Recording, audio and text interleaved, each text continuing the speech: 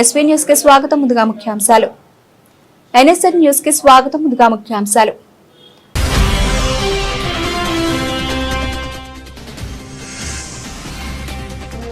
విమానాలు కూలినా చర్యలు ఆగవు, మేం యుద్ధంలో ఉన్నామన్న ట్రంప్.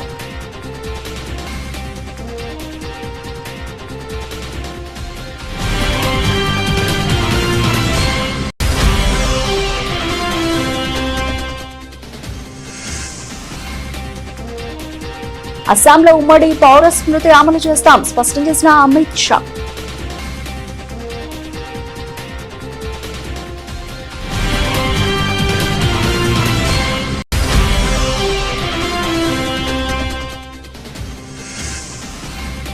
రేవంత్ వ్యాఖ్యలపై ఘాటుగా స్పందించిన కేరళ సీఎం పినరాయి, అవగాహన లేకుండా మాట్లాడుతున్నారని ఆగ్రహం.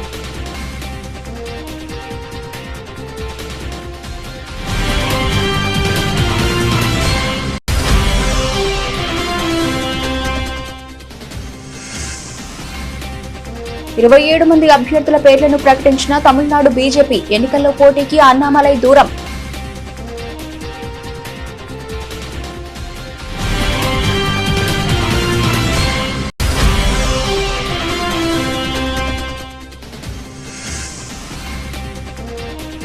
అబద్దాల విషయంలో ఆస్కార్ అవార్డు రేవంత్ రెడ్డికి దక్కుతుంది, సీఎంపై బండి సంజయ్ సెటైర్లు.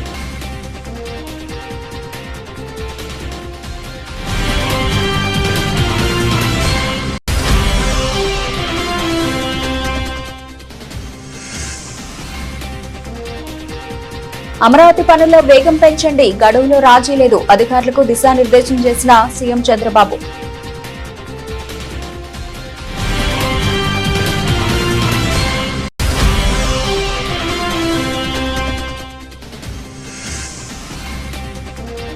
యాతనపల్లిలో మున్సిపాలిటీ పీఠం దక్కించుకున్న బీఆర్ఎస్ చైర్పర్సన్ గా గొడిసెల సంధ్యారాణి ఎన్నిక.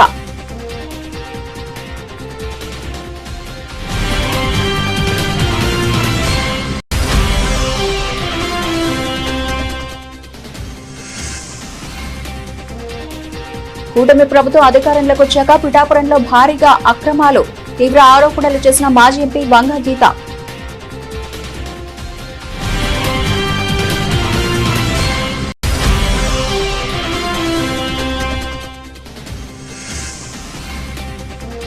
మూసీ పరివాహక ప్రజలు తిరగబడాలి, బీఆర్ఎస్ రాష్ట్ర అధ్యక్షుడు గెల్లు శ్రీనివాస్ పిలుపు.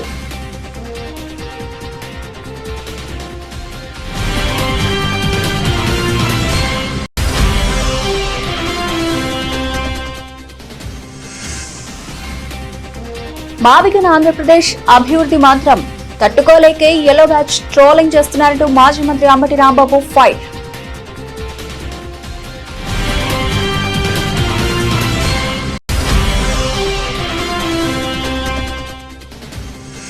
TDP MLA Daggubati land mafia ప్రశ్నపై స్పందించిన టీడీపీ నేత వైకుంఠం ప్రభాకర్ చౌదరి, భూ కబ్జాలు చేసే వారిపై కఠిన చర్యలు తీసుకోవాలన్న మాజీ ఎమ్మెల్యే.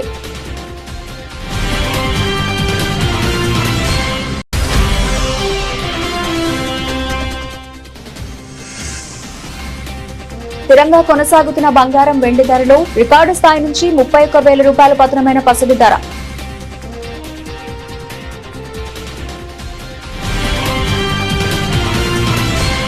ఇరాన్తో కొనసాగుతున్న ఉద్రిక్తల నడుమ అమెరికా యుద్ధ విమానం కూలిపోవడం ఇరాన్తో జరగబోయే చర్చలపై ఎలాంటి ప్రభావం చూపబోదని అమెరికా అధ్యక్షుడు డొనాల్డ్ ట్రంప్ స్పష్టం చేశారు. ఈ ఘటనలపై తొలిసారిగా స్పందించిన ఆయన దౌత్యపరమైన ప్రయత్నాలకు ఈ పరిణామాలతో ఎలాంటి ఆటంకం కలగదని పేర్కొన్నారు.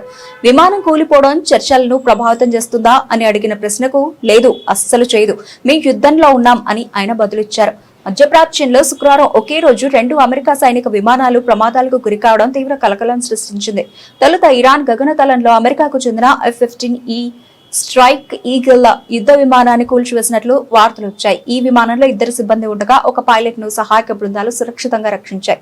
అయితే రెండో పైలట్ ఆచూకీపై గందరగోళం నెలకొంది. అతను ఇరాన్ అదుపులో ఉన్నట్లు కొన్ని కథనాలు పేర్కొంటూ ఉండగా అతని కోసం గాలింపు చర్యలు ఇంకా కొనసాగుతున్నాయని మరికొన్ని వర్గాలు తెలిపాయి.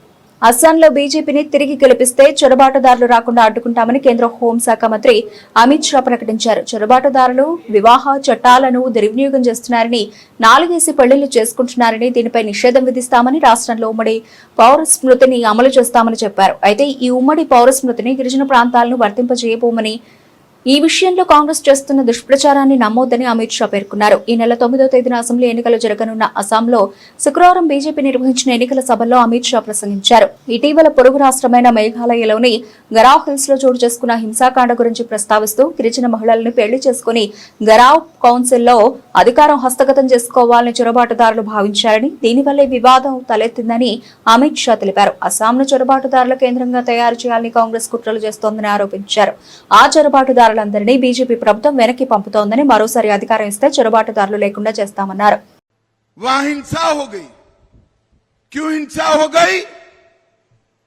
कि भोली बाली गारो महिलाओं को फंसाकर एक घुसपैठिए शादी कर हिल काउंसिल का कब्जा लेने चाहते थे.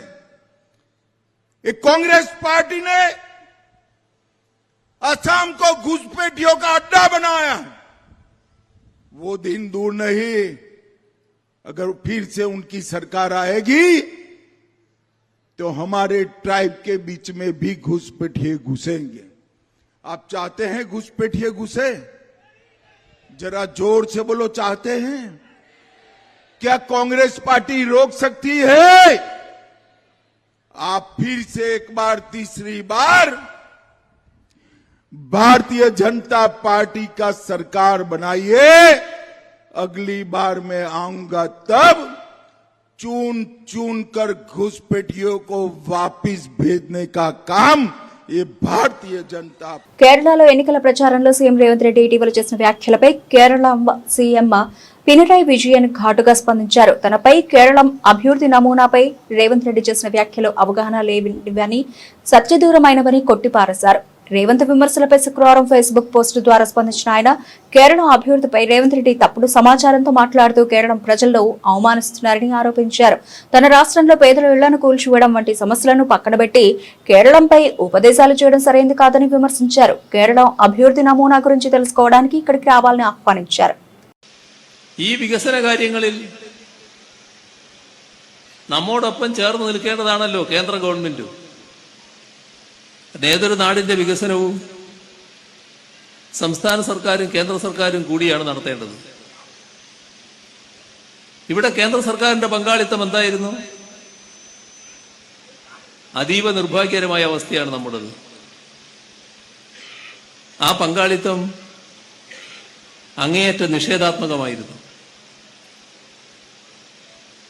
നമ്മൾ ഈ ഘട്ടത്തിൽ ഏറ്റവും വലിയ ദുരന്തം നേരിട്ടവരാണല്ലോ.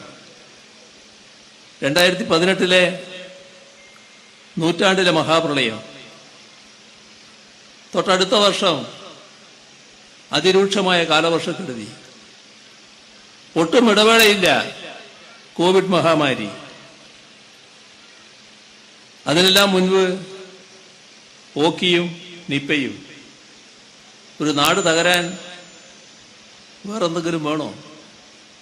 తమిళనాడు అసెంబ్లీ ఎన్నికలకు బీజేపీ, కాంగ్రెస్ పార్టీలు ఎట్టకేలకు పోటీ చేసే అభ్యర్థుల జాబితాను ప్రకటించాయి. ముందుగా బీజేపీ 27 మంది అభ్యర్థుల పేర్లను ప్రకటించింది. కేంద్ర మంత్రి ఎల్ మురుగన్ అవినాశి నియోజకవర్గం నుంచి పోటీ చేయనుండగా, తెలంగాణ మాజీ గవర్నర్ తమిళిసై సౌందరరాజన్ మైలాపూర్ నుంచి బరిలోకి దిగుతున్నారు. బీజేపీ రాష్ట్ర శాఖ మాజీ అధ్యక్షుడు అన్నామలై ఈ ఎన్నికల్లో పోటీ చేయడం లేదు. ఈ విషయమై ఆయన మాట్లాడుతూ, ఈసారి పోటీ చేయనని తన ఆసక్తిని ముందే తెలియజేసినట్లు అన్నామలై తెలిపారు.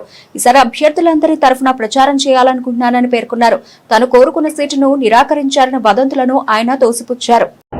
ஓகே, இதில் நிறைய யூகங்கள், சோஷியல் மீடியா கமெண்டேட்டர்ஸ் அவங்க எழுதுறாங்க, இவங்க எழுதுறாங்கன்னா, நான் கட்சிக்கு வந்து ரொம்ப நாளைக்கு முன்னாடி எழுத்துப்பூர்வமாக இந்த தேர்தல் நான் போட்டியிட விரும்பவில்லை என்று கொடுத்திருந்தேன். மாநிலத்தினுடைய கோர் கமிட்டியில் கூட நான் என்னுடைய கருத்தை சொல்லியிருந்தேன், நான் அந்த தேர்தலில் போட்டியிட விரும்பவில்லை அப்படின்னு. அதே போல் நம்முடைய கோர் கமிட்டியிலிருந்து மேலே போன பட்டியலில் கூட என் பெயர் கிடையாது. அதையும் நான் பியூஷ் கோயல்ஜி அவர்களுக்கும் ஒரு வாரத்துக்கு முன்பே கிட்டத்தட்ட இந்த மாதிரி நான் தேர்தலில் போட்டியிட விரும்பவில்லை என்கின்ற கருத்து தெரிவித்திருந்தேன். அதே போல் பாரதிய ஜனதா கட்சியினுடைய அகில இந்திய பொதுச் செயலாளர் திரு சந்தோஷ்ஜி அவர்களுக்கும் தலைவர் திரு நிதின் நபீன் அவர்களுக்கும் என்னுடைய கருத்தை நான் சொல்லியிருந்தேன். அதில் கட்சி என்னுடைய கருத்துக்கு மதிப்பளித்து என்னை பிரச்சாரத்துக்கு பயன்படுத்தியிருப்பது எனக்கு மகிழ்ச்சி தான். காரணம், இந்த தேர்தலை பொறுத்தவரை எல்லோருக்கும் பணி செய்கின்றேன். தமிழ்நாடு முழுவதுமே பாரதிய ஜனதா கட்சியினுடைய வேட்பாளர்கள் 27 பேர் இருக்காங்க. அதனால் நம்முடைய தேசிய ஜனநாயக கூட்டணியுடைய வேட்பாளர்கள் அனைத்து இந்திய அண்ணா திராவிட முன்னேற்ற கழகம், பாட்டாளி மக்கள் கட்சி, ஏஎம்எம்கே, எல்லா கூட்டணி கட்சி, தமிழ் மாநில காங்கிரஸ் எல்லோருக்கும் நான் பிரச்சாரம் செய்வதற்கு தயாராக இருக்கிறேன். ஏன்னா நேற்று கண்ணூர் கேரளாவில் இருந்தங்கன்னா இன்றைக்கி சென்னையில் இருக்கேன், சாயந்தரம் புதுச்சேரி பிரச்சாரத்தில் இருக்கேன், நாளைக்கு கேரளா மூணாறில் இருக்கேன், நாளான்னைக்கு திரும்ப இங்கே இருக்கேன். ஸோ எனக்கும் 21ஆம் தேதி முடியும் வரை ஒரு ஊர் நானும் சென்று கொண்டிருக்கின்றேன். கட்சியினுடைய வேட்பாளர்களை வெற்றி பெற செய்வது என்னுடைய கடமையாக நான் பார்க்குறேன். அதே நேரத்தில் எப்பொழுதும் நான் ஒரு கேண்டிடேட்டு, இந்த தொகுதி எப்பொழுதும் எந்த லிஸ்ட்டில் எந்த ரேஸ்லையும் நான் இல்லை. ஏன்னா பேப்பரில் நீங்கள் நிறைய எழுதுறதுனால நான் கிளாரிஃபை பண்ணுறேன். எந்த தொகுதியும் நான் கேட்கல, எந்த தொகுதிக்கும் போட்டி போடல. அப்படி அண்ணாமலை இந்த எலெக்ஷனில் நிற்கணும் அப்படின்னா எந்த தொகுதியில் வேணாலும் நிற்கலாங்கண்ணா. நம்ம ஒரு தொகுதியில் போய் நீ சுருக்குக்கு நான் பார்க்கல. எல்லா தொகுதிக்குமே வேட்பாளர் இருக்கிறாங்க. உதாரணத்துக்கு கோயம்புத்தூரை பொறுத்தவரை ஒரு சிட்டிங் எம்எல்ஏ எங்கள் வேட்பாளராக இருக்கிறாங்க, அவங்க போட்டியிடுவது தான் முறை. அதே போல் மொடக்குறிச்சி போன்ற இடத்துல நிறைய பேர் வேலை பார்த்துருக்குறாங்க. அதே போல் சவுத் எடுத்துக்கிட்டிங்கன்னா கூட நாகர்கோவிலில் எம்ஆர் காந்தியை திரும்ப போட்டியிடுறாங்க. எல்லா இடத்திலும் கூட கட்சிக்கு பணி செய்வதற்கு ஒரு வாய்ப்பு. அதனால் అబద్దాల విషయంలో Oscar award Telangana CM Revanth రెడ్డికే దక్కుతుందని కేంద్ర మంత్రి బండి సంజయ్ సెటైర్లు వేశారు. ఈ విషయమై ఆయన మాట్లాడుతూ తాను సీఎం రేవంత్ రెడ్డికి బహిరంగంగా సవాలు విసిరారు. తెలంగాణలో కాంగ్రెస్ 6 హామీలను అమలు చేసిందని మీరు నిరూపించగలిగితే తాను రాజీనామా చేస్తానని బండి సంజయ్ అన్నారు. మీరు అబద్దాలు చెబుతున్నారని తాను నిరూపించినప్పుడు సీఎం పదవికి రాజీనామా చేస్తారా అని ప్రశ్నించారు. రాష్ట్ర ముఖ్యమంత్రి అబద్దాలలో ఆస్కారాలు వేచారు. ఇంకా పెద్ద వర్షం కూడా ఇవ్వచ్చు.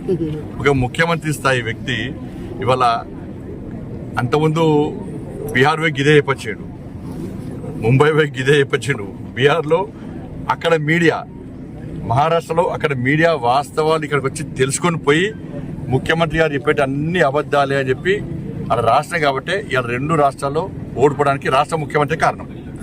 బీహార్లో, మహారాష్ట్రలో, హర్యానాలో కాంగ్రెస్ పార్టీ ఓడిపోవడానికి కారణం మన రాష్ట్ర ముఖ్యమంత్రి గారే. ఎందుకంటే ఈయనే స్టార్ క్యాంపెయిన్గా వెళ్ళాడా, ఊకదప్పుడు ఉపన్యాసాలు ఇచ్చినాడా, 6 గ్యారెంటీలు అమలు చేసినా వచ్చి చూసుకోండి అన్నారు.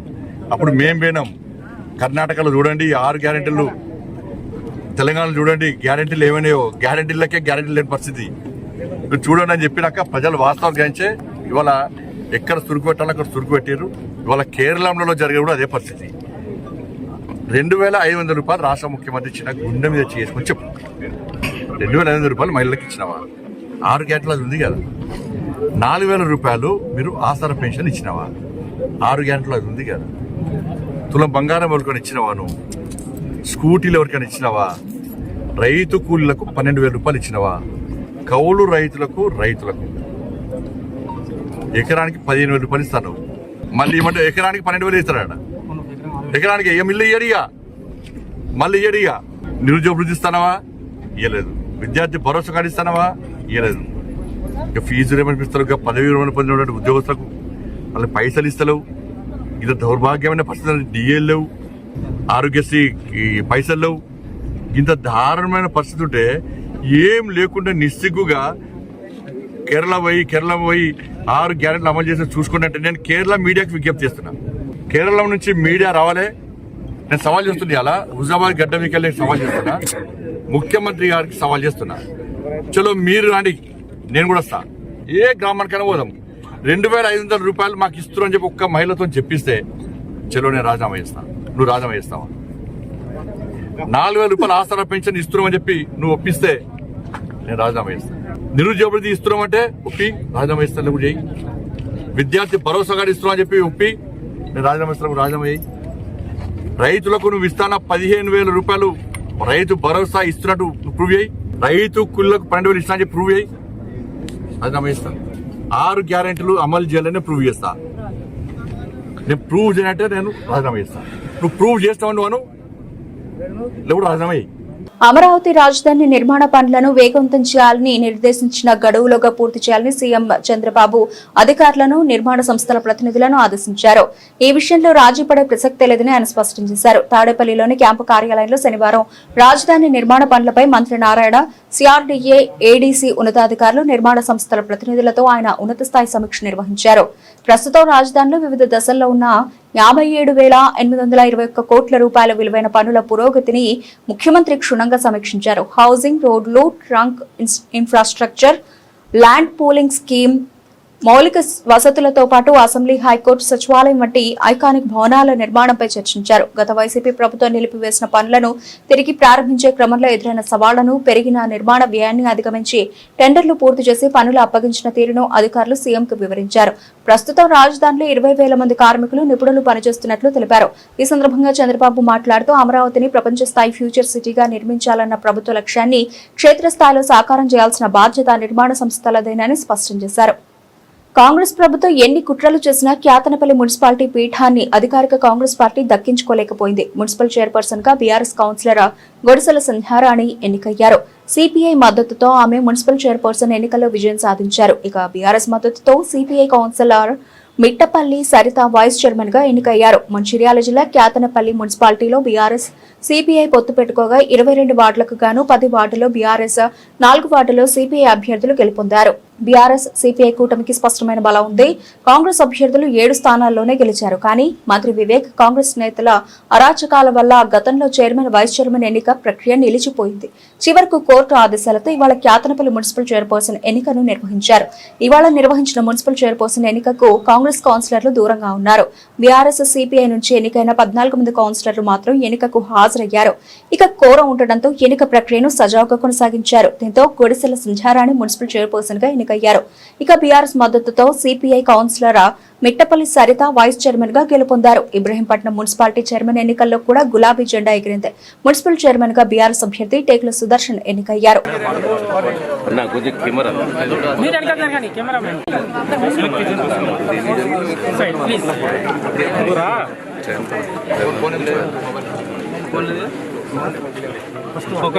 ఇంకా సంబంధం ఉందండి.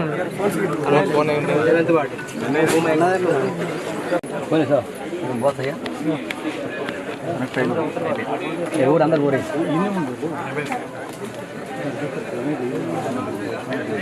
కూటమి ప్రభుత్వం అధికారంలోకి వచ్చాక పిఠాపురంలో భారీగా అక్రమాలు జరుగుతున్నాయని పిఠాపురం వైఎస్ఆర్సీపీ ఇన్ఛార్జి అబంగ గీత అన్నారు. మాజీ సీఎం వైఎస్ జగన్ హయాంలో పేదలకు ఇచ్చిన ఇళ్ల స్థలాలను అన్యాక్రాంతం చేసే కుట్రలు జరుగుతున్నాయని ఆరోపించారు.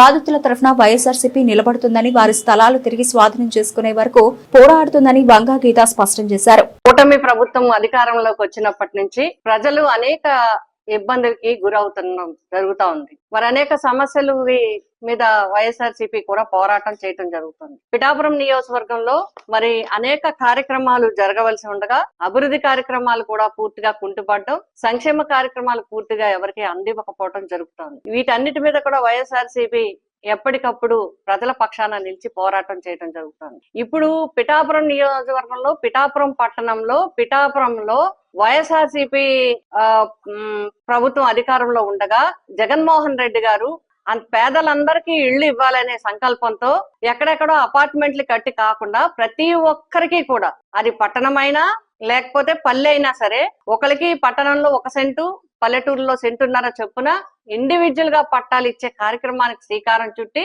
రాష్ట్ర వ్యాప్తంగా కూడా వేలాది ఎకరాలు కొని రైతుల దగ్గర నుంచి తీసుకొని పేదలందరికీ కూడా పట్టాలని ఇవ్వటం జరిగింది. అందులో భాగంగా పిఠాపురం పట్టణానికి సంబంధించి నరసింగపురం దగ్గర సుమారు 60 ఎకరాల భూమిని రైతుల దగ్గర నుంచి కొనుగోలు చేయడం జరిగింది. అదే విధంగా పిఠాపురం పట్టణంలో మసీదు మాన్యం, మిగిలిన కొన్ని చోట్ల కూడా ప్రభుత్వ భూమిని పట్టాలు పంపిణీ చేయటం జరిగింది. ఆ పట్టాలు పంపిణీ చేసి వాటిని రిజిస్ట్రేషన్ కూడా చేయించడం జరిగింది. పట్టాలు లబ్ధిదారులకు ఇవ్వటమే కాకుండా రిజిస్ట్రేషన్స్ చేసి వాళ్ళకి పక్కాగా కూడా రిజిస్టర్డ్ డాక్యుమెంట్ ని అందజేసి వారికి ఇవ్వటం జరిగింది. ఇవన్నీ ఇచ్చిన తర్వాత ఈ ప్రభుత్వం వచ్చి 2 సంవత్సరాలు గడుస్తున్నా కూడా ఇప్పటికీ కూడా వాళ్ళకి ఇల్లు శాంక్షన్ చేయడం గాని, గృహ నిర్మాణానికి ముందుకు రావటం గాని, వాళ్ళ పట్టాలు వాళ్ళకి ఏర్పాటు చేయి అంటే గవర్నమెంట్ జగన్ గారు ప్రభుత్వం ఉన్నప్పుడే, జగన్ గారు ముఖ్యమంత్రిగా ఉన్నప్పుడే వాటికి మరి ఎవరికి వాళ్ళకి పట్టాలు ఇవ్వటం, అదే విధంగా వాటిని కొన్ని చోట్ల ఫిల్లింగ్ చేయవలసి ఉండటం వల్ల ఇంకా అందరూ కట్టుకోలేకపోయారు. ఈ ప్రభుత్వం వచ్చిన తర్వాత జగనన్న కాలనీలో ఒక్కరికి కూడా ఇల్లు శాంక్షన్ చేయకుండా ఇప్పటికీ తాత్సారం చేయటమే కాకుండా ఇప్పుడు ఈ పేదలు ఎవరైతే బడుగు బలహీన వర్గాలు ఉన్నారో, ఎవరైతే సొంతింటి కల కోసం జగన్ గారి ప్రభుత్వంలో లక్షలాది పట్టాలు తీసుకున్నారో వాళ్ళ నెత్తి మీద పిడుగుపడింది ఇప్పుడు పిఠాపురంలో. పట్టాదారుల నెత్తిన పిఠాపురంలో పిడుగుపడింది. 5 ఎకరాల భూమిలో ఎవ్వరూ లేరు అని చెప్పి దానికి కాకినాడలో శాంక్షన్ అయిన ఆయుష్ కాలేజీకి ఇక్కడ ఈ 5 ఎకరాలు కూడా ఆయుష్ కాలేజీకి ఇచ్చేయచ్చని చెప్పి ఒక ప్రపోజల్ మరి ప్రభుత్వానికి పంపించడం జరిగింది. అంటే దీని గురించి కూడా ఒక విషయం మాట్లాడాల్సిన అవసరం ఉంది. ఎందుకంటే మేము మూసీ నదిని శుద్ధి చేయాలని ప్రజలు కోరుకుంటున్నారని బీఆర్ఎస్పీ రాష్ట్ర అధ్యక్షుడు గెల్లు శ్రీనివాస్ తెలిపారు. కానీ మూసీ బ్యూటిఫికేషన్ పేరుతో రేవంత్ రెడ్డి రియల్ ఎస్టేట్ వ్యాపారం చేయాలని అనుకుంటున్నాడని విమర్శించారు. హైదరాబాద్ లోని తెలంగాణ భవన్ లోని నిర్వహించిన బీఆర్ఎస్పీ సమావేశాలను మాట్లాడుతూ మూసీ పరివాహకంలో నివసిస్తున్న ప్రజలందరూ తిరగబడాలని పిలుపునిచ్చారు. విద్యార్థి మిత్రులారా, ఆనాడు తెలంగాణ ఉద్యమంలో అయితే ఏ విధంగానైతే తెలంగాణ హక్కుల కోసం మనం విద్యార్థి విభాగంకి వెళ్ళి మనం పోరాటం చేసినామో, ఇవాళ కూడా హైదరాబాద్కు గుండెకాయ లాంటి మూసీ నది పరివాహక ప్రాంతంలో బతుకుతున్న దాదాపు 10-15 వేల కుటుంబాలను ఇవాళ రోడ్డు మీద పడేయాలని చెప్పి ఇవాళ రేవంత్ రెడ్డి గారు ఇవాళ చూస్తూ ఉన్నారు. ఇవాళ హైదరాబాద్ ప్రజలు, సామాజికవేత్తలు, ఉద్యమకారులు అందరూ ఏం కోరుకుంటారంటే హైదరాబాద్లో ఉన్న మూసీ నదిని శుద్ధి చేయాలి, శుద్ధి జలాలు మాత్రమే కిందికి వెళ్ళాలనే విధంగా అందరు కోరుకుంటా అంటే ఇవాళ రేవంత్ రెడ్డి గారి శుద్ధిని పక్కకు పెట్టిండు.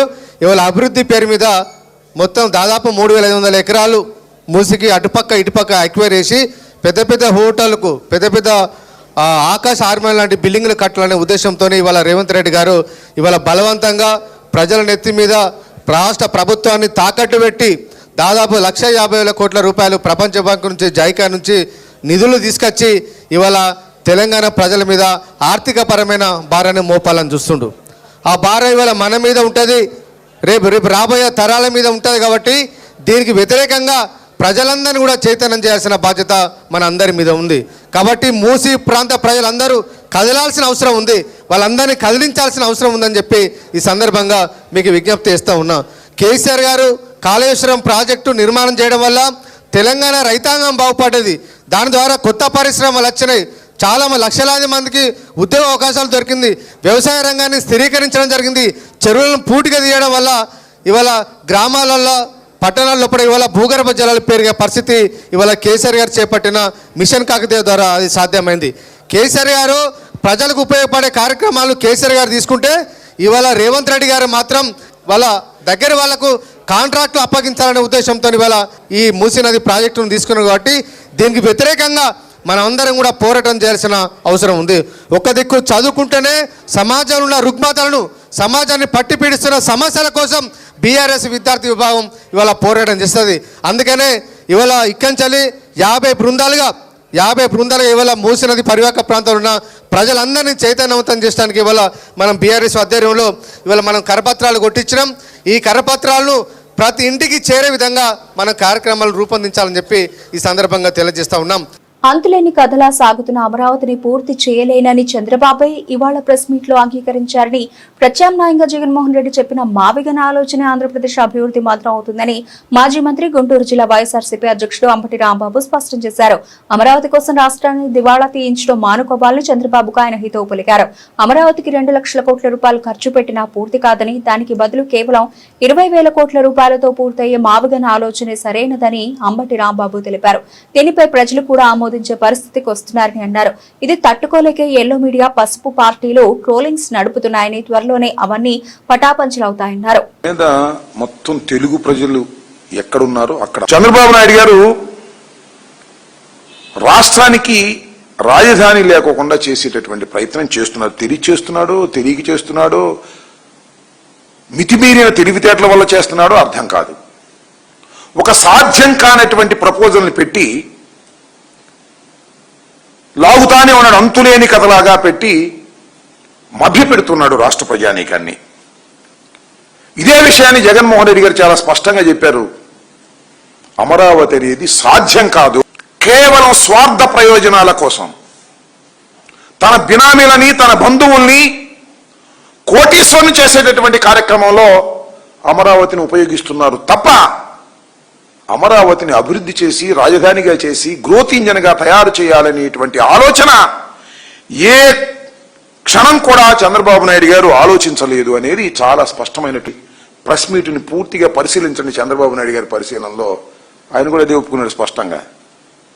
2028-29కి రాజధాని పూర్తి కాదు అమరావతి. ఇంతకు ముందు కూడా పూర్తి కాలేదు, 5 సంవత్సరాలు ఉన్నప్పుడు కూడా పూర్తి కాలేదు, అన్ని తాత్కాలికం చేశాడు. ఈ 2028-29 కూడా ఆ 7 బిల్డింగులు పూర్తి చేస్తే చేస్తాడు, లేకపోతే లేదు. ఆయన మొత్తం సారాంశం మీరు క్షుణ్ణంగా పరిశీలించండి. ఈవెన్ తెలుగుదేశం వాళ్ళు కూడా పరిశీలించండి. మొత్తం ఆయన క్షుణ్ణంగా ఆయన ప్రెస్ మీట్ లో చెప్పినటువంటి విషయాలు ఏంటంటే 28-29 సంవత్సరాలకు 7 బిల్డింగులు పూర్తి చేస్తాను చేయని కూడా స్పష్టంగా చెప్పలేదు. నవనగరాలు గాలిపోయాయి.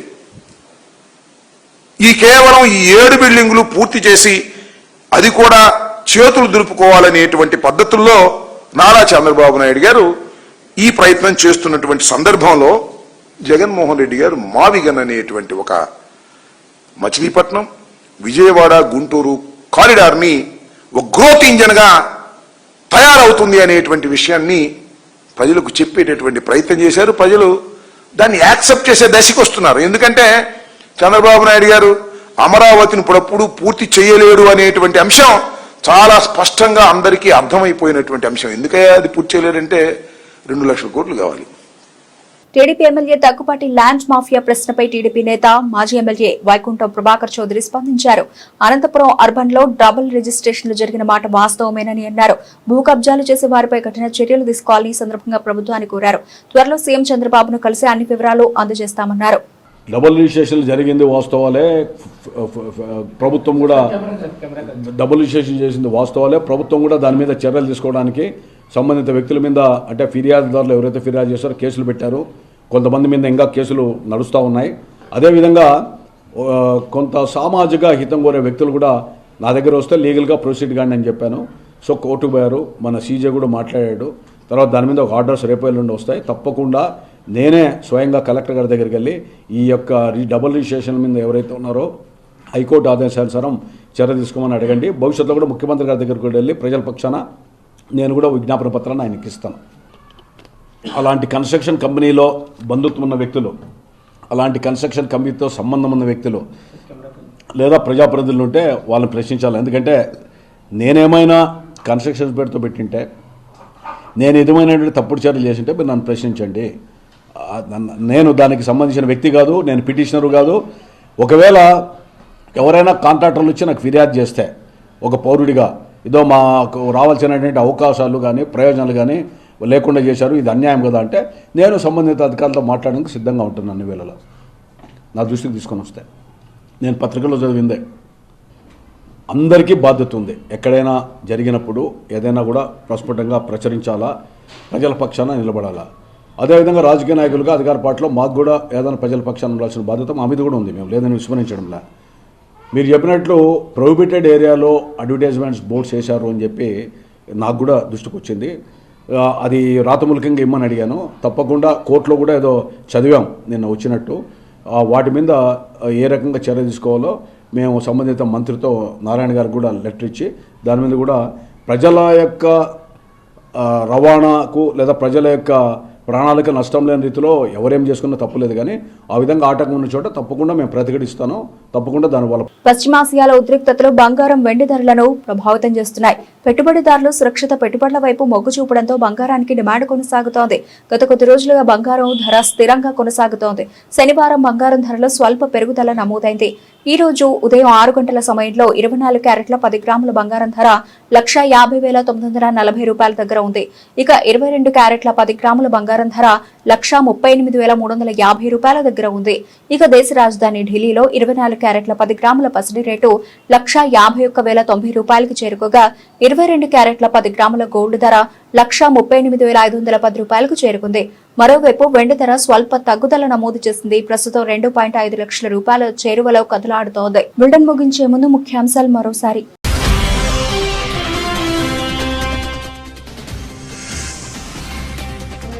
విమానాలు కూలినా చర్యలు ఆగవు, మేం యుద్ధంలో ఉన్నామన్న ట్రంప్.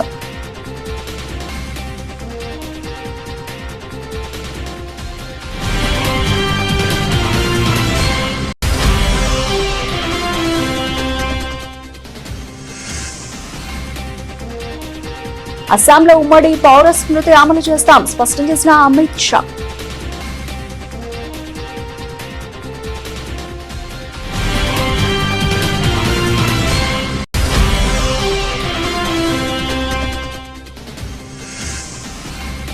రేవంత్ వ్యాఖ్యలపై ఘాటుగా స్పందించిన కేరళ సీఎం పినరాయి అవగాహన లేకుండా మాట్లాడుతున్నారని ఆగ్రహం.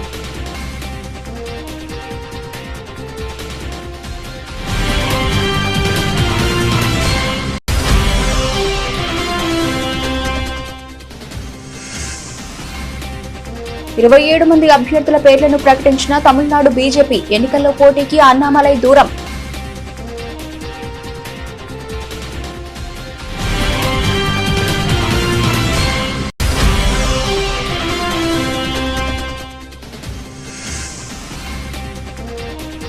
అబద్దాల విషయంలో ఆస్కార్ అవార్డు రేవంత్ రెడ్డికి దక్కుతుంది. సీఎంపై బండి సంజయ్ సెటైర్లు.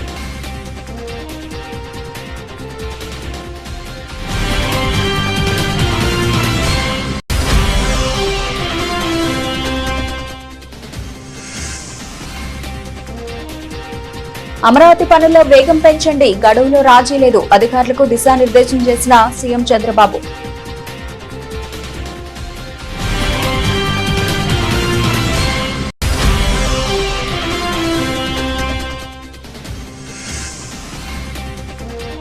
యాతనపల్లిలో మున్సిపాలిటీ పీఠం దక్కించుకున్న బీఆర్ఎస్ చైర్పర్సన్ గా గొడిసెల సంధ్యారాణి ఎన్నిక.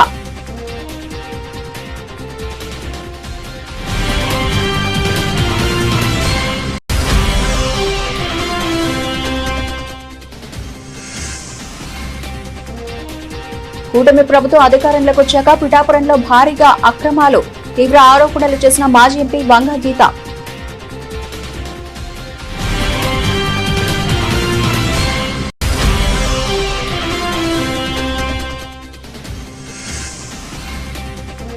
మూసీ పరివాహక ప్రజలు తిరగబడాలి. బీఆర్ఎస్ రాష్ట్ర అధ్యక్షుడు గెల్లు శ్రీనివాస్ పిలుపు.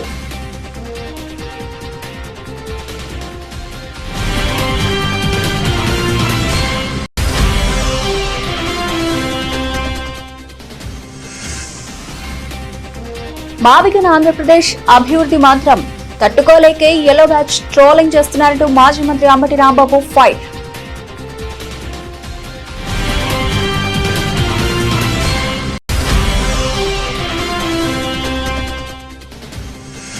TDP MLA Daggubati land mafia ప్రశ్నపై స్పందించిన టీడీపీ నేత వైకుంఠం ప్రభాకర్ చౌదరి భూ కబ్జాలు చేసే వారిపై కఠిన చర్యలు తీసుకోవాలన్న మాజీ ఎమ్మెల్యే.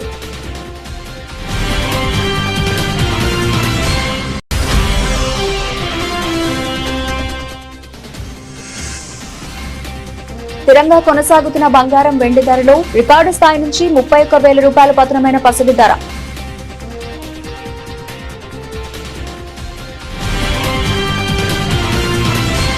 ఇవి ఇప్పటివరకు నవలసిన అప్డేట్స్. మరిన్ని అప్డేట్స్ తో మళ్ళీ కలుద్దాం.